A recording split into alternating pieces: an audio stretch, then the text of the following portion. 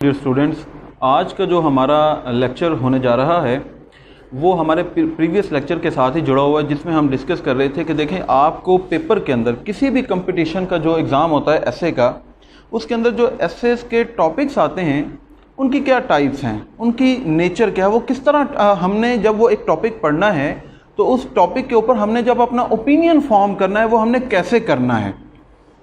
इससे पहले हम बात कर चुके हैं कि ओपिनियन क्या होता है, ओपिनियन किस चीज़ के ऊपर बेस होना चाहिए, किस चीज़ के ऊपर बेस होना चाहिए जी।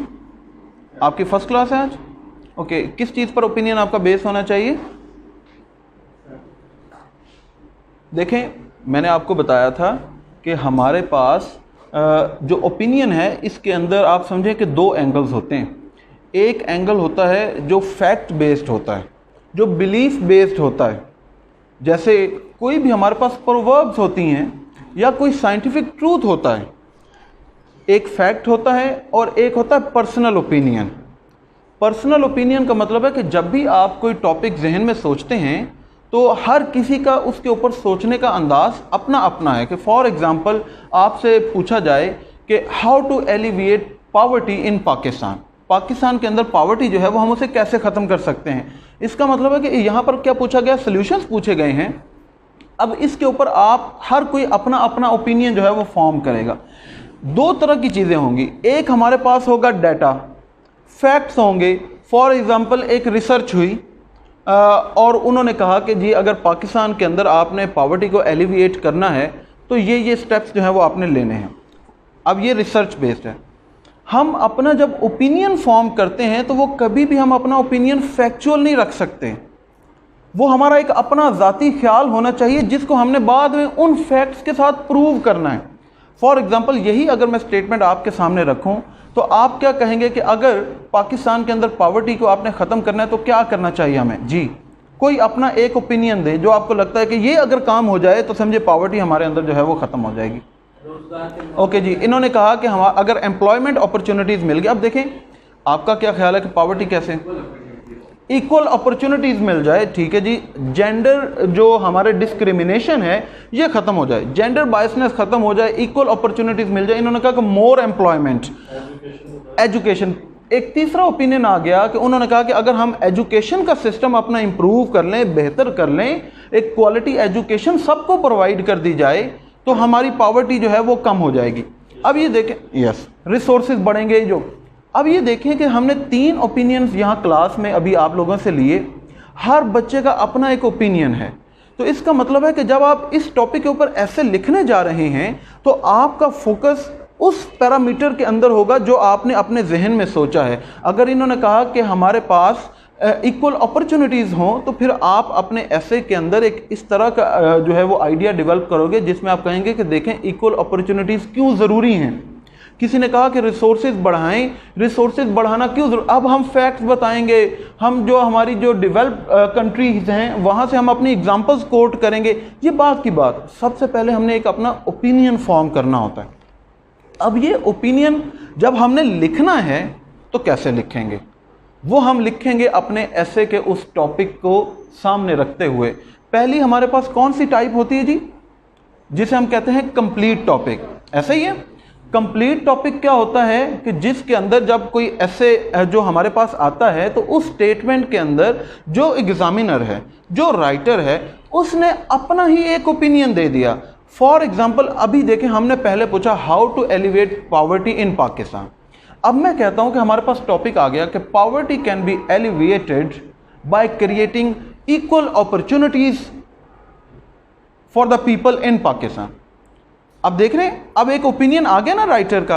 अब ये है, इसका मतलब है कि ये एक कंप्लीट टॉपिक है, ऐसा टॉपिक जिसके अंदर ऑलरेडी एक ओपिनियन दिया गया है। जब हमने इसके ऊपर अपना थीसिस स्टेटमेंट बनाना है, इसके ऊपर हमने अपना ओपिनियन फॉर्म करना है तो दो तरीके होते हैं। कौन कौन से? आइदर वी कैन एग्री और डिसएग्री। हो सकता है कि इस टॉपिक को पढ़कर आप कहें कि नहीं, इक्वल अपॉर्चुनिटी सिर्फ ज़रूरी नहीं है, बल्कि इक्वल अपॉर्चुनिटीज़ आप कहें कि देखें जी कितनी जो सिविलाइज्ड वर्ल्ड है, जो डेवलप्ड कंट्रीज़ हैं, जो डेवलप्ड वर्ल्ड है, वहाँ पर इक्वल अपॉर्चुनिटीज़ हैं, तो क्या वहाँ पर पॉवर्टी ख़त्म हो गई है? अब आप ये ओपिनियन अपना फॉर्म कर सकते हैं ना। आप कहते हैं नहीं, इक्वल अपॉर्चुनिटीज़ नहीं, हमारे पास अगर बेटर एजुकेशन होगी, अगर 100% लिटरेसी रेट होगा, या आप कहें कि अगर हमारे पास 100% टेक्निकल जो है वो जो स्किल्स हैं, जो टेक्निकल एजुकेशन है, अगर वो होगी, हर किसी के पास स्किल बेस्ड इकोनॉमी, आज जिस तरफ दुनिया जा रही, अब बड़ी बड़ी जो दुनिया के अंदर कंपनीज हैं, उन्होंने कहा कि डिग्रीज नहीं हमें चाहिए, हमें स्किल्स चाहिए नौकरी के लिए। अगर आपके पास सर्टेन स्किल है तो हम आपको जो है वो जॉब दे देंगे। तो आप इस तरफ अपना आप कहें कि नहीं, इक्वल अपॉर्चुनिटीज नहीं, बल्कि आपको स्किल्ड एजुकेशन चाहिए कोई और। अब आप इसके ऊपर एग्री भी कर सकते हैं और डिसएग्री भी कर सकते हैं। अगर आप एग्री करते हैं उस टॉपिक से, तो मैंने आपको क्या बताया था कि फिर उसका थीसिस स्टेटमेंट कैसे बनता है। आप अगर चाहें तो हू बहू जो हमारा टॉपिक स्टेटमेंट होती है, आप वही अपने थीसिस स्टेटमेंट का जो एरिया होगा वहाँ पे आप एडजस्ट कर देंगे, क्योंकि आप उससे एग्री कर रहे हैं। लेकिन अगर आप उससे डिसएग्री करते हैं तो you have to add the point of disagreement in your thesis statement कि क्यों आप इस बात से एग्री नहीं करते। एक तो ये पहली टाइप होती है कंप्लीट टॉपिक। दूसरी टाइप कौन सी होती है, मैंने आपको क्या बताया था, क्वेश्चन बेस्ड होते हैं, कि हमारे पास सम टाइम्स ऐसे टॉपिक्स आ जाते हैं जो क्वेश्चन स्टेटमेंट होती है कि क्या can poverty B elevated in Pakistan, क्या पॉवर्टी खत्म हो सकती है। अब ये भी तो एक स्टेटमेंट है। अगर हमारे पास क्वेश्चन स्टेटमेंट आ जाए तो उसका थीसिस स्टेटमेंट, उसके ऊपर ओपिनियन फॉर्म करने के लिए हमने क्या तरीक़ेकार इख्तियार करना होता है, अगेन कि या तो यस या फिर नो। अगर आपको लगता है कि yes poverty can be elevated in Pakistan by opting certain measures, जो आप आगे अपने एसे के अंदर बताएंगे, या आप कहेंगे कि no poverty can never be elevated in Pakistan, या poverty can not be elevated anywhere in the world let alone Pakistan. आप ये भी कि दुनिया में नहीं खत्म हो सकते तो पाकिस्तान तो फिर दूर की बात है। अब उसके ऊपर आप ओपिनियन देंगे कि क्यों नहीं खत्म हो सकती, क्योंकि हमारा कैपिटलिस्टिक दुनिया के अंदर जो सिस्टम है वो उसमें ये है कि जो पैसा एक्वायर कर रहा है वो उसके पास जो है वो बढ़ता जा रहा है, और गरीब जो है उसके पास उतने रिसोर्सेज नहीं होते, उसके पास इतनी अपॉर्चुनिटीज़ नहीं होती, तो वो पॉवर्टी आप कभी भी दुनिया के अंदर या पाकिस्तान के अंदर जो है वो ख़त्म नहीं कर सकते। तो उसका थीसिस स्टेटमेंट आप इस कंडीशन के अंदर बना सकते हैं। तीसरी टाइप क्या होती है, जो आपको एक और टाइप का, वो उसे कहते हैं option based. Option based topics होते हैं। क्या आप साथ में ऑप्शन बेस्ड टॉपिक्स क्या होते हैं कि हमारे पास एक टॉपिक आता है और उस टॉपिक के सल्यूशन के लिए राइटर दो हमें ऑप्शंस दे देता है। अब we have to choose one out of the given topics. जो हमारे पास जो चॉइसेस दी गई हैं उनमें से हम एक कहेंगे कि हाँ ये पॉसिबिलिटी है, ये हो सकता है। फॉर एग्जांपल कैसे, देखें, मैं कहूं कि ग्लोबल वार्मिंग कॉलन फैक्ट और फिक्शन। अब ये डिबेट है ना, ये दुनिया के अंदर ग्लोबल वार्मिंग के ऊपर दो तरह की डिबेट्स हैं। कुछ लोग कहते हैं कि global warming is a fact और उसके ऊपर बड़े आर्गूमेंट्स देते हैं कि देखें किस तरह जो है वो अब हमारे सीजनल चेंजेस आ रही हैं, हैबिचुअल चेंजेस आ रही हैं। कई जो स्टेट्स हैं वो ग्लोबल वार्मिंग के अंदर जो है वो हिट लिस्ट में हैं। वो कह रहे हैं कि आने वाले 10, 20, 25, 30 सालों के अंदर जो है वो ख़त्म हो जाएंगी, सफ़ा हस्ती से मिट जाएंगी, क्योंकि वाटर लेवल इतना ज़्यादा इंक्रीज़ कर जाएगा। इसके ऊपर बहुत सारी रिसर्च है। लेकिन आज भी दुनिया में बहुत सारे लोग जो हैं दे बिलीव कि global warming is a fiction. इसके ऊपर भी डिबेट है, इसके ऊपर भी हमारे ऊपर जो है वो बहुत सारे आर्गूमेंट्स आ रहे हैं। ये अभी रिसेंटली आपने देखा कि यूएसए के अंदर भी जो डोनाल्ड ट्रंप है उसने वो जितनी भी अमेरिका इन्वेस्टमेंट करता था यूनाइटेड नेशंस के अंदर उसने वो विड्रॉ कर ली। उसने कहा कि नहीं, ग्लोबल वार्मिंग जो है ऐसा it is not a fact, या ये ऐसा फैक्ट नहीं है जिसके ऊपर हमें बिलियंस ऑफ डॉलर जो है वो एनुअली स्पेंड करने चाहिए। ये भी ओपिनियन है, बहुत सारे लोग जो है वो इस बात को नहीं मानते हैं। तो इसका मतलब है कि अब हमारे पास दो चॉइसेस हैं। We have to agree with one of the given choices. या हम कहेंगे कि इट इज़ अ फैक्ट, या हम कहेंगे इट इज़ अ फिक्शन। इसी तरह फॉर एग्जांपल और भी हमारे पास बेशुमार टॉपिक्स आ जाते हैं कि डेमोक्रेसी के ऊपर आ गया, डेमोक्रेसी आ जाए, द बेस्ट पॉसिबल सॉल्यूशन और नॉट। अब डेमोक्रेसी जो है वो इस वक्त सबसे मुमकिन तौर पर जो बेहतरीन अवेलेबल सॉल्यूशन है फॉर गवर्नेंस और नॉट। अब कुछ लोग कहते हैं कि yes it is the best available option we have to govern a country, और लेकिन हमारे पास दुनिया में बेशुमार ऐसे इंस्टेंसेस हैं, ऐसे एग्जांपल्स हैं जिसके अंदर हमने देखा कि डेमोक्रेसी के अलावा और भी सिस्टम है जिन्होंने फ्लरिश किया। क्या दुनिया में ऑटोक्रेसी के साथ तरक्की नहीं हुई? कम्युनिज्म के साथ क्या तरक्की नहीं हुई? हुई है ना, लोग चल रहे हैं, ममालिक चल रहे हैं। अब इसका मतलब है कि जब इसका हमने थीसिस स्टेटमेंट बनाना है तो इन दोनों गिवन ऑप्शंस में से हमने एक जो है वो उसको चूज करना होता है। इसी तरह टेररिज्म, अ बून और बेन फॉर एग्जांपल, या एनर्जी क्राइसिस, अ बून और बेन फॉर पाकिस्तान, ये या पेंडेमिक कोविड-19, अ बून और बेन, ये पाकिस्तान के लिए एक ब्लेसिंग है या फिर ये एक कर्स है। जैसे हम पढ़ते हैं कि every dark cloud has a silver lining, every ending has a new beginning.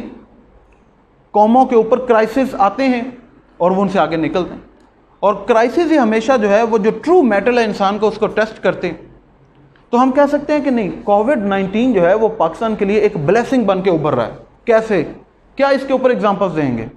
अभी 2 दिन पहले हमारे पीएम ने ट्वीट किया, बाकी भी मिनिस्टर ट्वीट कर रहे हैं कि देखें विद इन 2 मंथ्स पाकिस्तान जो है वो इमर्ज हुआ कि कहाँ पर वो जो कॉम्प्लेक्स मेडिकल डिवाइसेस से उनको इंपोर्ट करता था और कहाँ आज हम खुद मैन्युफैक्चर कर रहे हैं। अब हम उसको एक्सपोर्ट करने के चक्रों के अंदर हैं। अब हमें जो है वो अपनी इकोनॉमी को पहले से डिफरेंट सिमत के अंदर जो है वो हमें चलाना पड़ेगा। हम अपने जो हमारे एक्सपेंडिचर्स हैं उनको कट डाउन कर रहे हैं। तो ये पाकिस्तान के लिए इन द लॉन्गर रन एक ब्लेसिंग साबित हो सकती है कि नाउ इज़ द टाइम कि वी शुड रियलाइज कि कौन सा रास्ता जो है वो हमें चूज़ करना चाहिए। तो हम इसमें ये आर्गूमेंट कुछ कहेंगे कि नहीं, ये पाकिस्तान के लिए ब्लेसिंग नहीं बल्कि एक कर्ज साबित हुई है। कैसे कर्ज साबित हुई, इसके ऊपर क्या आर्गूमेंट्स आप बना सकते हैं? शाबाश। इन्फ्लेशन बढ़ गई, अनएम्प्लॉयमेंट देखें कितनी ज़्यादा होती जा रही, जो डिवाइड है between the poor and the rich वो कितनी ज़्यादा होती जा रही। इसी तरह जब रिसोर्सेज की कमी होगी, जब डिवाइड होगा, करप्शन बढ़ेगी, स्मगलिंग बढ़ेगी, फ्रस्ट्रेशन बढ़ेगी, क्राइम्स बढ़ेंगे। कह सकते हैं कि नहीं? तो आप कहें कि नहीं, ये पाकिस्तान के लिए बल्कि एक कर्ज साबित हुई। तो अब आप देख रहे हैं कि ऐसे हमारे पास जो ऑप्शन बेस्ड स्टेटमेंट्स होती हैं उनके ऊपर जब हमने अपना ओपिनियन फॉर्म करना है तो फिर हमने ये रियलाइज़ करना है कि कौन सा एंगल जो है वो आप लेकर चलना चाहते हैं। तीसरी टाइप ऑप्शन बेस्ड। चौथी टाइप क्या होती है जी? चौथी टाइप होती है इनकम्प्लीट टॉपिक।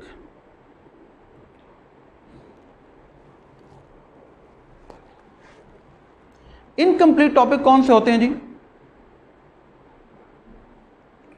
इनकम्प्लीट टॉपिक एक ऐसा टॉपिक होता है जिसके अंदर कोई भी ओपिनियन राइटर की तरफ से नहीं दिया गया होता। उस टॉपिक को हमने खुद कंप्लीट करना है। While making an opinion on the given topic, उसके अंदर हमने अपनी जस्टिफिकेशन जो है वो खुद प्रोवाइड करनी होती है। For example, future of democracy in Pakistan,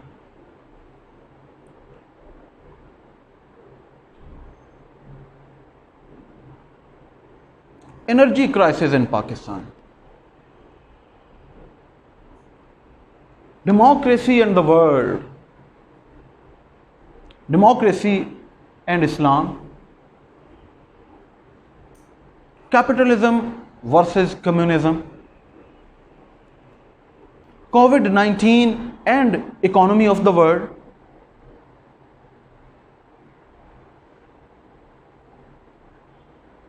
judicial activism in Pakistan. अब ये देखें, ज़्यादातर जो टॉपिक्स आते हैं ये इनकम्प्लीट टॉपिक होते हैं। ये इनकम्प्लीट टॉपिक हैं जो अगर मैंने अभी आपको बताए, आपने हो सकता है इनमें से इनको नोट डाउन किया हो। अब इन टॉपिक्स को ज़रा पढ़ें और आप देखेंगे कि इस टॉपिक में किसी भी जगह पर राइटर अपना कोई सर्टन ओपिनियन जो है वो फॉर्म नहीं कर रहा। वो आपसे एक्सपेक्ट करता है कि आप इसके ऊपर इसके वेरियस जो सेवरल इसके आपके एंगल्स एक्सप्लोर करना चाहते हैं वो करें और बताएं कि how do you understand this topic. Future of democracy, अब हमने बताना है इसका थीसिस स्टेटमेंट बनाते हुए कि what kind of future for democracy you think Pakistan will have. हाँ बिल्कुल।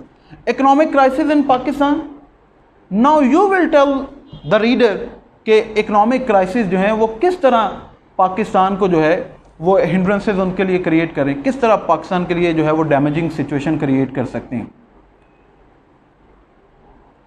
कोविड-19 and economy in the world, इसके अंदर अब आपने बताना है कि क्या उसका इम्पैक्ट हो सकता है। अब जो इस तरह के जो इनकम्प्लीट टॉपिक होते हैं, इसके अंदर जो इम्पॉर्टेंट चीज़ है टू अंडरस्टैंड वो ये होता है scope of the topic. Scope of the topic का मतलब क्या है कि कोई इनकम्प्लीट टॉपिक कितना इनकम्प्लीट है। जब आपने उसका थीसिस स्टेटमेंट बनाना है, फॉर एग्जांपल देखें,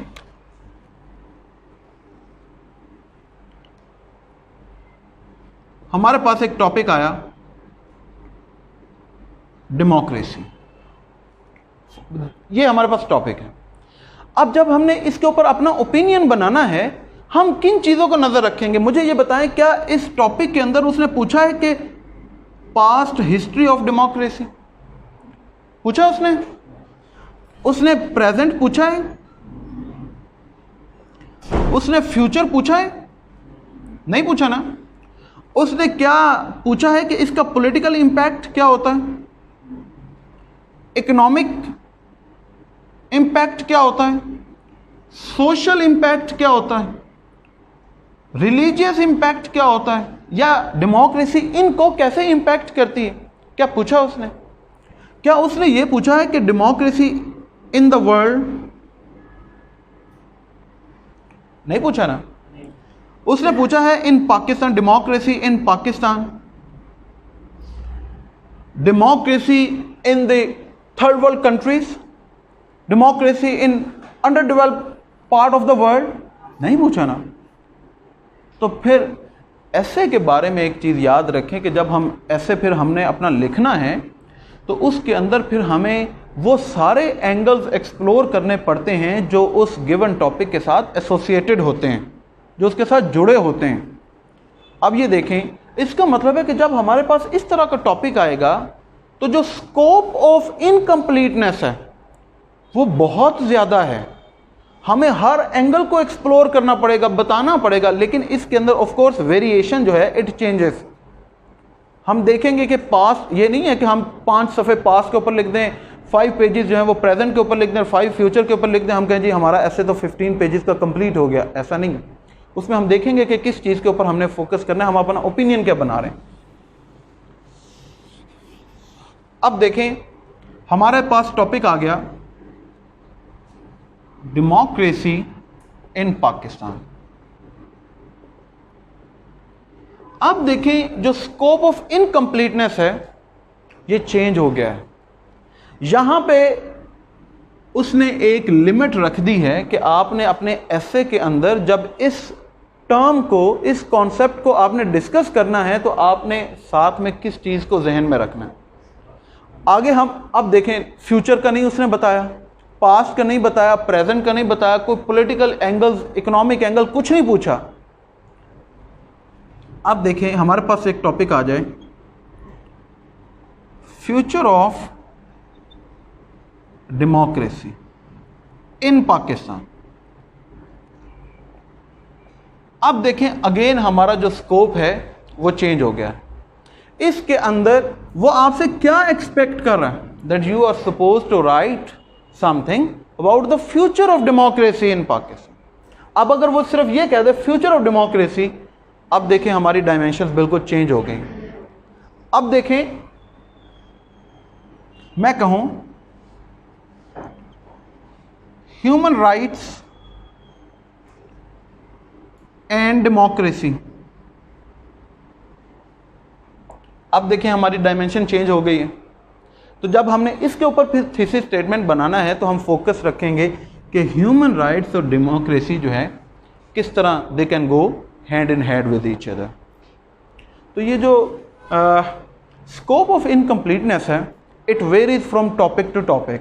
तो जब हम एक इनकम्प्लीट टॉपिक अपने सामने देखेंगे तो हम 3 चीज़ों को अपने सामने रखते हैं, 3 एंगल्स को हमने अपने सामने रखना है और उन एंगल्स को अपने जहन में रखते हुए कि क्या इसमें से कोई एंगल एक्सप्लोर किया है राइटर ने या नहीं, वो कौन कौन से हैं। सबसे पहला है जियोग्राफिकल एंगल। जियोग्राफिकल एंगल मानी टेरिटोरियल, कि क्या इस टॉपिक के अंदर उसने किसी जियोग्राफिकल एंगल को एक्सप्लोर किया है, क्या किसी टेरिटरी को उसने एक्सप्लोर किया है या लिमिटाइज किया है या नहीं। जैसे देखें, मैं कहूं डेमोक्रेसी इन द वर्ल्ड, अब यहां पर एक टेरिटरी डिफाइन हो गई है कि डेमोक्रेसी को आपने देखना है in the context of the world. अब वो कहता है डेमोक्रेसी इन एशिया, अब यहां पे टेरिटरी हमारी डिफरेंट हो गई। डेमोक्रेसी इन पाकिस्तान, अब हमारी टेरिटरी जो है वो चेंज हो गई है। अब अगर वो कोई टेरिटोरियल लिमिट देता है तो फिर हमने अपना थीसिस स्टेटमेंट बनाते वक्त उस लिमिट को भी जहन में रखना है। हाँ, अभी हम इसके ऊपर प्रैक्टिस करते हैं, अभी करेंगे आज के लेक्चर में कि देखिए अगर हमारे पास कोई टॉपिक आ जाता है तो फिर उसका थीसिस स्टेटमेंट हमने कैसे बनाना है, किन चीज़ों को जहन में रखना है। अब यहाँ पे देखिए उसने पास्ट प्रेजेंट कुछ नहीं लिखा, तो जब इसका थीसिस स्टेटमेंट बनाएंगे तो उन चीज़ों को, उस एंगल को हम एक्सप्लोर करने की कोशिश करेंगे। दूसरी चीज़ है chronological order. Chronological order, CHRONOLOGICAL, chronological order. Chronological order का क्या मतलब है? Periods, past present future. CHRONOLOGICAL, chronological order. Chronological order के अंदर वो क्या कहता है कि इस टॉपिक के अंदर उसने क्या किसी पीरियड को स्पेसिफाई किया है या नहीं किया। तो अगर उसने पीरियड को स्पेसिफाई किया है तो हमने अपना थीसिस स्टेटमेंट सिर्फ उसी पीरियड को मद्देनजर रखते हुए बनाना। जैसे डेमोक्रेसी इन पाकिस्तान, कोई पीरियड डिफाइन नहीं, क्या उसने पूछा है कि पास्ट या प्रेजेंट या फ्यूचर। अब अगर वो कहता है कि future of democracy in Pakistan, तो इसका मतलब है कि इसके ऊपर थीसिस स्टेटमेंट बनाते हुए, इसके ऊपर ओपिनियन फॉर्म करते हुए हमें फ्यूचर का जो कॉन्सेप्ट है उसको हमने हिट करना है, उसको हमने जो है वो नज़रअंदाज नहीं करना, और हमारा फोकस सिर्फ फ्यूचर के ऊपर होगा। हमारा जो पूरा ऐसे भी रिवॉल्व करेगा, वो प्रेजेंट के बारे में, पास्ट के बारे में नहीं पूछ रहा, वो कहता है कि बताओ फ्यूचर कैसा है।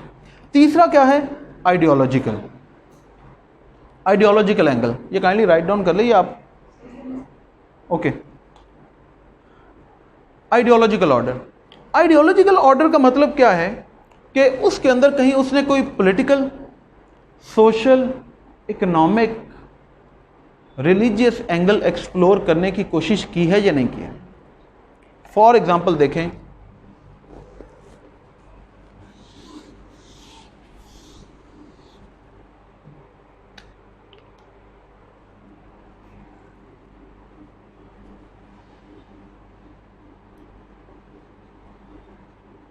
जिसे हम कह रहे हैं प्रॉब्लम्स ऑफ पाकिस्तान। अब इस टॉपिक को जरा देखें, इसके अंदर अब हम इन तीनों चीजों को सामने रखेंगे। सबसे पहले क्या है? Geographical order. तो क्या उसने कोई टेरिटरी डिफाइन की है? ओके। उसके बाद दूसरा क्या है? क्रोनोलॉजिकल। क्या उसने कोई पीरियड डिफाइन किया है कि पास्ट के अंदर क्या प्रॉब्लम थी, प्रेजेंट के अंदर क्या है, फ्यूचर? नहीं किया। इसका मतलब अब हमने इसको फिर इन तीनों चीजों को अपने थीसिस स्टेटमेंट के अंदर कहीं ना कहीं बताना है कि जब से पाकिस्तान बना है तब से ये डिफरेंट प्रॉब्लम्स के अंदर घिरा हुआ है। डिफरेंट प्रॉब्लम्स ने एनसर्कल कर लिया है पाकिस्तान को। उसके अंदर अब हम बताएंगे पॉलिटिकल प्रॉब्लम्स हैं, सोशल प्रॉब्लम्स हैं, इकोनॉमिक प्रॉब्लम्स हैं, रिलीजियस प्रॉब्लम्स, सेक्टोरियल प्रॉब्लम्स हैं, जो भी हम कह सकते हैं। अब हम अपने इस ऐसे के अंदर फिर इन सारी चीजों को लिखेंगे। अब देखें, वो कहता है इकोनॉमिक प्रॉब्लम्स ऑफ पाकिस्तान। अब आ जाते हैं कि क्या टेरिटरी इसके अंदर डिफाइन है ना? क्या कोई क्रोनोलॉजिकल ऑर्डर डिफाइन है? क्रोनोलॉजिकल ऑर्डर कैसे डिफाइन है जी? नहीं है ना, वो तो हमने बताना है। क्या इसके अंदर कोई आइडियोलॉजिकल ऑर्डर डिफाइन है? शाबाश, इकोनॉमिक। अब इस ऐसे के अंदर the writer is not expecting you to write a lot of things about political problems of Pakistan, social problems of Pakistan, religious, no. He demands you to write some things about economic problems. अब इसी तरह देखें, अगर हमारे पास आ जाए